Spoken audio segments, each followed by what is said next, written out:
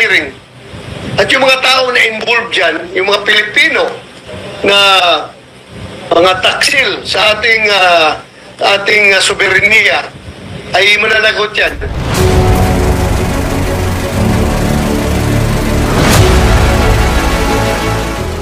Pilipino na mga taksil sa ating soberenya ay mananagot yan. Papatawag kami ng hearing. Kilala na mga Pilipino raw, taksil. Walang iyakaw. Dinamay mo pa mga Pilipino. Kayo gumawa ng kahayupan, mga pagpatay, tapos may kasalanan mga Pilipino. Taksil daw. Walang iya itong mga... Ito mahirap dito sa gobyerno eh. Pag gumawa ng kahayupan, kawalang iyaan, pinananagot na sila. Aba, isisisi sa taong bayan eh. Isisisi sa mamamayang Pilipino. Taksil daw. Dahil pinananagot na sila, taksil daw ang mga Pilipino. Walang iya ka. Sila daw ang hididiin, yung mga pulis na nagtatawag nila. So dapat, kung zero na, tagubir niya yung tayuan niya yung kaya sinasabi na ng jurisdiction ang ICC dito sa ating bansa. Sabi nila, walang jurisdiction. Pero ngayon, ang dami mga pulis na pinapatawag doon sa hotel dyan sa Pasay para kausapin ng mga investigator ng ICC. So anong ibig sabihin yan? Well, magkaganda kami ng hearing. At yung mga tao na involved dyan, yung mga Pilipino na mga taksil sa ating soberenya ay mananagot yan. Magpapatawag kami ng hearing. Kilala namin yung mga tao na sangkot dyan, na sige patawag ng mga pulis. At pagdating doon sa hotel, tinatakot yung mga pulis natin na kung hindi kayo magpirma nitong affidavit na ito, na dinidiin si Duterte at si Bato, ay damay kayo sa kaso. Kaya kung ayaw niyo damay sa kaso, pirmahan niyo ito affidavit na ito.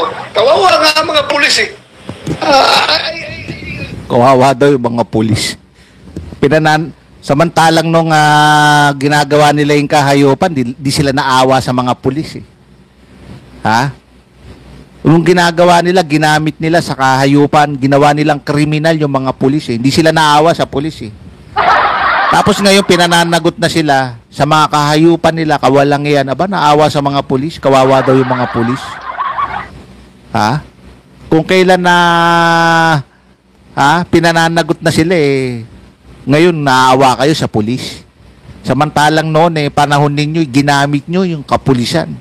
Ginawa nyong kriminal ang mga kapulisan. Tapos ngayon maaawa kayo sa kapulisan. Ha? Bato? Naaawa daw siya sa kapulisan, ginagamit. Gago.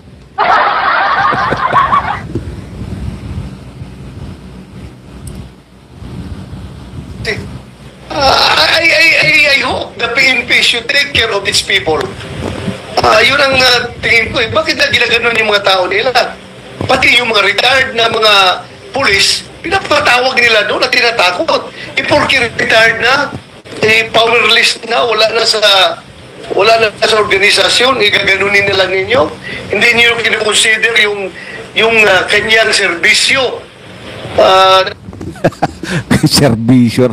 Walang iya kayo. Hindi daw nila, kumbaga sana parang hindi nila nirespeto, hindi nila yung serbisyo, ganun, walang iya kayo. Ito si Bato kaya nagsasalita ng ganyan. Ha? Yung parang parang pinagtatanggol niya kaya nagsasalita ito si Bato. Ha? Dahil kasama siya sa pananagutin eh. Silang dalawa ni Duterte. Kaya todo tanggol ito kay Duterte. Todo tanggol din to sa sarili niya eh.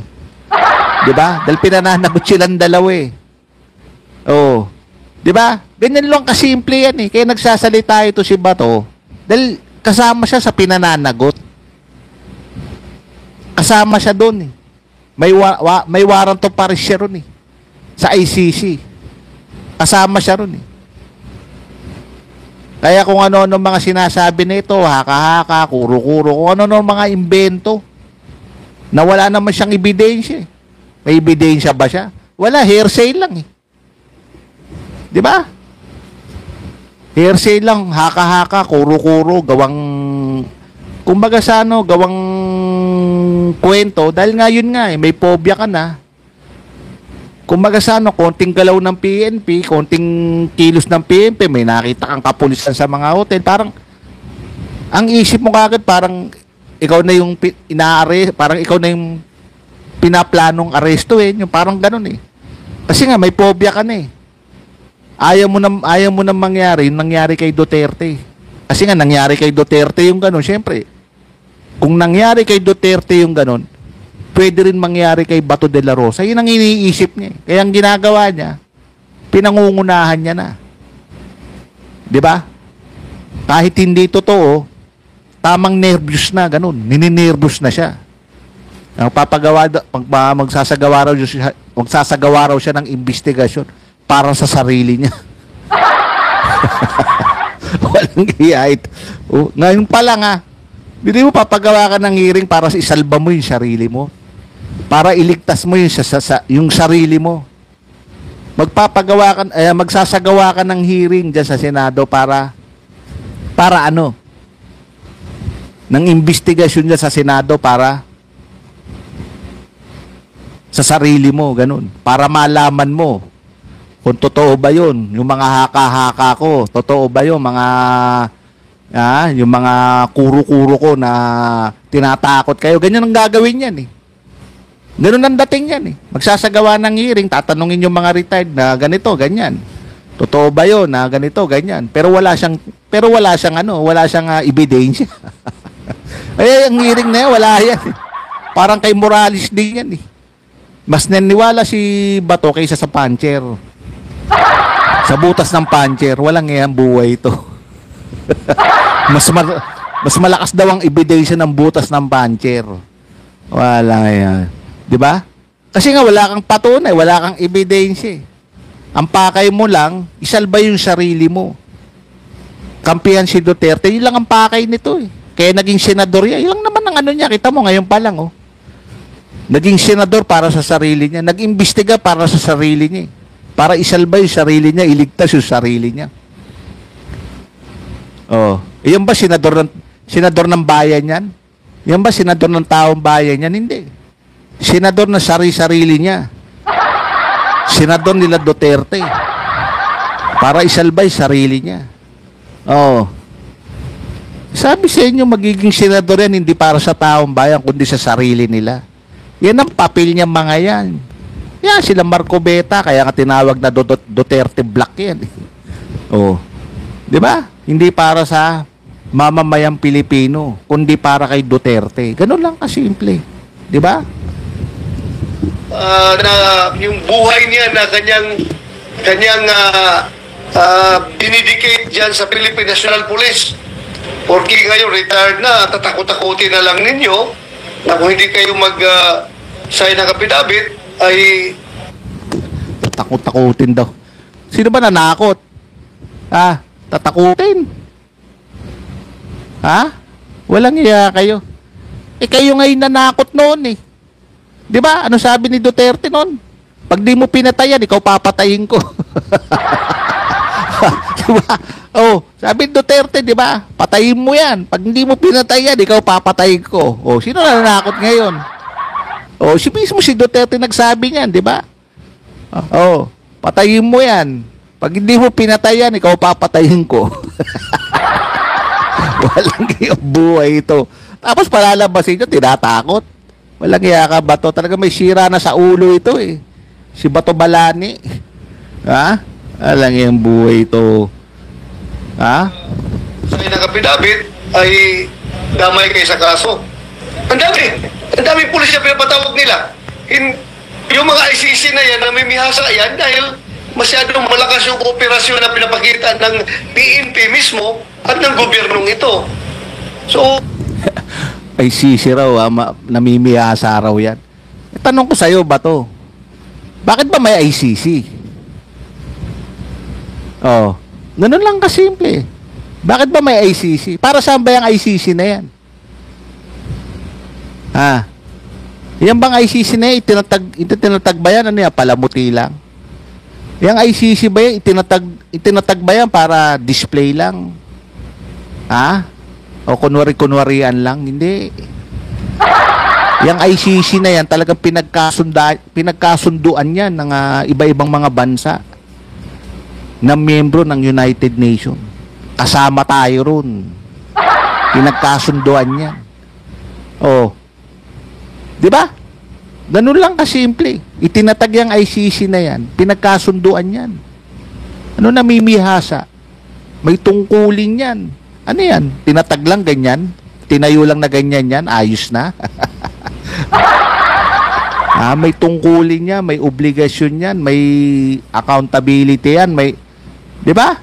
May layunin yan, yung ICC na yan. Para panagutin yung mga walang hiya, mapang-abusong mga leader katulad ni Duterte.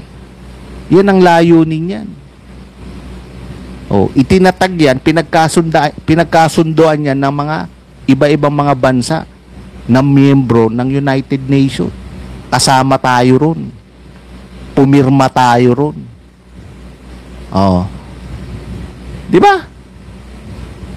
Yan ang trabaho niyan. Panagutin yung mga mapang-abuso, mapang-api, mapagsamantala, mapanghamak na mga leader na katulad ni Duterte. May nagsampa ng kaso dyan. Inakyat dyan yung kaso. Dahil wala na nga, hindi na nga umiiral, hindi na nga gumagana ng justice system natin siya dito sa bansa natin. Kaya dyan inakyat yung kaso. Dahil hindi umiiral, sasampa mo ng kaso, presidente. Nakaupo pa nun si Duterte. Di ba?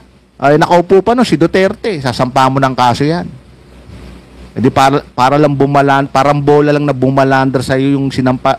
Sasampa ka ng kaso, di bumalik din sa iyo yung sinampa mong kaso. Baka, di ba? Presidente yan. Kaya ano ginawa ni Trillanes? Inakyat dun sa ICC. Dun dumulog sa ICC. Ngayon, nung dumulog sa ICC si Trillanes, doon na gumalaw ang ICC, doon na nagtrabaho. Kasi yan ang tungkulin yan eh. Yan ang layunin ng ICC. Di ba? Panagutin yung mga mapang-abuso. Lalong-lalo na pag may nagsumbong dyan sa ICC. Di ba? Na mga mapang-abuso, mapang-api, crimes against humanity. Di ba? Yan ang layunin yan. Ano sasabihin mong, ano ba yun? Ano sinabi ba't namimihasa? Namimihasa. Si Raulo, no namimihasa? ICC namimihasa. May trabaho yan, may tungkulin yan, may obligasyon niya, may layunin yan. Kaya itinatag yung ICC na yan. Ganun lang kasimple. Ano namimihasa? Di bata. Mimihasa ka na.